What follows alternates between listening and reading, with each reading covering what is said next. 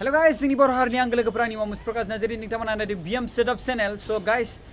Article 370 ni sebenarnya baca sauri kana. Hangnai Agosto ni berani gabang daurau ki Article 370 ko Indian government na bekarbai. Article 370 ko Indian government na bekarbai. But kaisi manusia mentia bin sebenarnya, but kaisi manusia mentia. Jai manusia mentia bidang mana video ko. Bini berani naya lasnya. थांबाबो जासै बा नोंथांमोना नायनो गोसोबा थाबाय थानो हासै नङाबा आं गेरेन्टिबो बुंनो हागौ नङाबा स' बेनि गेजेराव आर्टिकल 370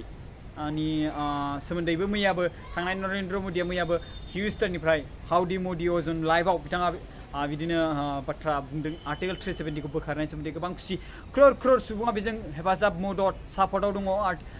नरेन्द्र मदिजों बेनि गेजेराव इउएसए नि प्रेसिडेन्ट डनाल्ड ट्राम्पआबो दङ लोगोसे बा गोबां गिदिर नङा होमबा बुहुमाव बयनिख्रुइ देरसिन शक्ति हादोर होनना बुङोब्ला इउएसए खौ बुङो बयबो स' बिनि गेजेराव बिनि प्रेसिडेन्ट डनाल्ड ट्राम्प जोंनि भारत हादरजों सापर्टआव दङब्ला गोबां गोजोनथाव खौरां नङा होमबा स' आर्टिकल 370 नि सोमोन्दै जों सावरायनोसै नङा होमबा जेथिया 1947 आव जोंनि भारत हादरा उदांस्रि जादोंमोन बे समाव अब्ला पाकिस्तानाबो जोंनि भारत हादरनिनोमोन नङा होमबा बिनिफ्राय गावस्रानानै बै समाव बिथांमोना पाकिस्तान जालांबाय स' बे समाव जेथिया 1947 आव बिथांमोना भारत हादरजों उदांस्रि जानायाव बिथांमोना पाकिस्तान जालांबाय अब्ला बे समावनो माने बिथांमोना गावसिनि आर्मिखौ लानानै बिथांमोना जोंनि जम्मु काश्मीरखौ लानो होननानै एटेक खालामदोंमोन बिनि गेजेराव गावसिनि आर्मिखौ दैथायहरबाय बिनि गेजेराव जोंनि जम्मु काश्मीराव सासे राजा दंमोन बे समाव महाराजा हरि सिं बिथाङा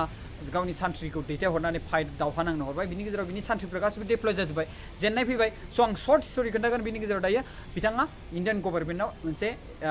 रिक्वेस्ट खालामबाय कि जोंनि बे जायगाखौ माने हादोरखौ बासायहरदो माने जम्मु काश्मीरखौ स' बिनि गेजेराव जोंनि जवाहरलाल बे समाव that time prime minister of India was Jawaharlal Nehru आरो बिनि गेजेराव जोंनि प्रेसिडेन्ट अफ इन्डिया बे समाव इन 1954 आरो 1947 नि बे समाव जोंहा माबायामोन राजेन्द्र प्रसादमोन नङा होमबा स' गाइस दा बे समाव बे वार्डारखौ इसु खालामदोंमोन राजेन्द्र प्रसादा सारा माने प्रेसिडेन्ट राजेन्द्र प्रसादा आरो बेनि गेजेराव जवाहरलाल नेहरू सारनि एडभाइस लानानै स' बे समाव होमबा बिथांमोना मा खालामबाय आर्टिकल 26 अक्ट'बरनि 1947 आव बेयाव एग्रि जाबाय जे महाराजा हरि सिंहा कि डमिनियन अफ इन्डियान गभर्नमेन्ट जे बे मोनसेल' सरकारजों थाफासिगोन आरो बे माबाया गावसिनि गासिबो गुथाय गासिखौबो आन्डार गभर्नमेन्ट इन्डियानो होनाय जासिगोन होननानै एग्रिमेन्ट खालामना होबाय स' बिनिफ्रायनो जम्मु काश्मीरा जोंनि आखायाव दङ नङा होमबा स' गाइस दा ओमफ्राय बिनि गेजेराव माखासे बाथ्रा बेयाव आर्टिकल 370 आव बिथांमोना गोबां माने गावबा गावनि फ्रिडम इन्डिपेन्डेन्स दंबावोमोन बिथांमोना कि गावसिनि रुल कनस्टिटिउसन्स आरो बिनि गेजेराव थानाय गावसिनि फ्लेग जेरै इन्डियान फ्लेग दङ स' बिनि गेजेराव गावसिनिबो फ्लेग एक्सट्रा दङ स' बे इन्डिपेन्डेन्स थायोमोन आरो बिनि गेजेराव गुबुन हादोरजों कमिउनिकेसन गेदेर सुबुंफोरजों कमिउनिकेसन खालामनो हानाय फरेन एफेयार्स ओमफ्राय डिफेन्स आरो बिनि गेजेराव कमिउनिकेसन रायलायनाय गोबां फ्रिडम इन्डिपेन्डेन्स दंमोन आरो बे आन्डार आर्टिकल 370 आव स' बिथांमोनहा मोनसे साब कन्टिनेन्सबो जायो माने बेखौ बुंनो हायो मानो होनबा कन्टिनेन्स आरो साब कन्टिनेन्स नङा होमबा स' बेबायदिनोबो बुंनो हायो आरो बिथांमोनखौ स' माने कान्ट्रि जानो थाखाय बिथांमोना बिराद बिदिनो धरना बा जास्टिस आरो गेदारिंबो खालामदोंमोन आरो बिनि गेजेराव गोबां दाबिदोंबो बे समाव जे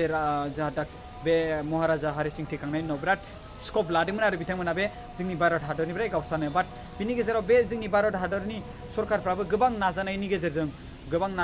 बे दावराव जानाय जम्मु काश्मीराव दावहा नांनाय आरो पाकिस्तानजोंबो दावहा नांनाय आरो बिदिनो चाइनाजोंबो बर्डार आरो पाकिस्तानजोंबो बर्डार बिराद दावहा नांनाय नङा होमबा स' बेफोर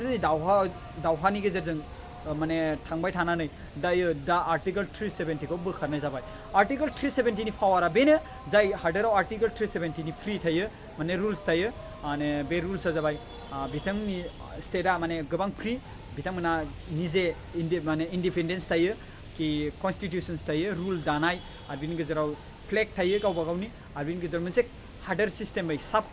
साब कान्ट्रिबो होनजायो साब कन्टिनेन्टबो होनजायो मिथिबायना बिराद इन्डिपेन्डेन्स बेबायदि माने सुबिदा माने माबा थायो आरो स' बे सुबिदाखौ माने जोंनि इन्डियान गभर्नमेन्टआ बोखारनानै होबाय आरो गोबां मोजांनि बाथ्राबो आंनि थाखायथ' मानो होनोब्ला बिथांमोना बे दायो जम्मु काश्मीरखौ लानानै बिथांमोना गोबां बुंनो थाङोबा बिराद गिदिर बिथांमोना स्टेटआबो माने गुवार हाखौ नायबा स्कुवेरखौ नायबा गोबां गिदिर माने लार्जेस्ट होननानै बुङो जों मिथिबायना स'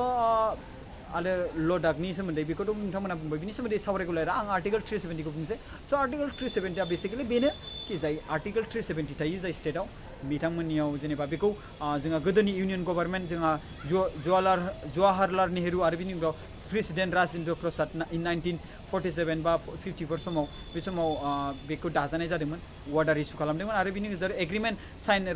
महाराजा हरि सिंहजों जादोंमोन 26 अक्ट'बरनि 1947 आव जादोंमोन बिनिफ्रायनो बे जादोंमोन आर्टिकल 370 आ स' गाइस बेयाव मोनथाम बिदिनो सुरक्षा खालामनाय आरो बिदेशी मामला गोबां आरो रायलायनाय बिनि सायाव गोबां माने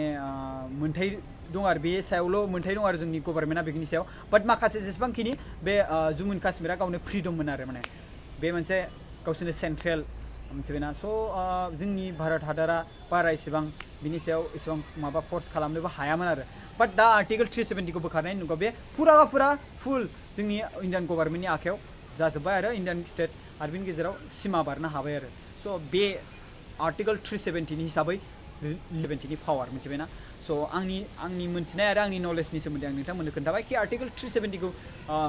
जाय हादोर स्टेटआव दङ बेयो बेनो बिसिनि स्टेटआ माने इन्डिपेन्डेन्स फ्रि जायो गावहा मोनसे फ्लेग थायो जेरै इन्डियान गभर्नमेन्टनि फ्लेग इन्डियान जोंनि भारत हादरनि फ्लेग नङा होमबा स' जेरै जोंनि अल बड' स्टुडेन्ट इउनियननि फ्लेग स' बिदिनो थिग बिदिनो स्टेटनिबो मोनसे फ्लेग थायो बाट जोंनि आसामावथ' फ्लेग गैयाना बाट बिसिनियाव जम्मु एन्ड काश्मीराव फ्लेग थायो मिथिबायना बे आर्टिकल 370 नि थाखाय स' बाट दायो थानाय नंला मानो होनबा बोखारनाय जाबाय नालाय स' बे फुरा फुल पावार इन्डियान गभर्नमेन्टनिफ्राय जाजोबसिगोन आरो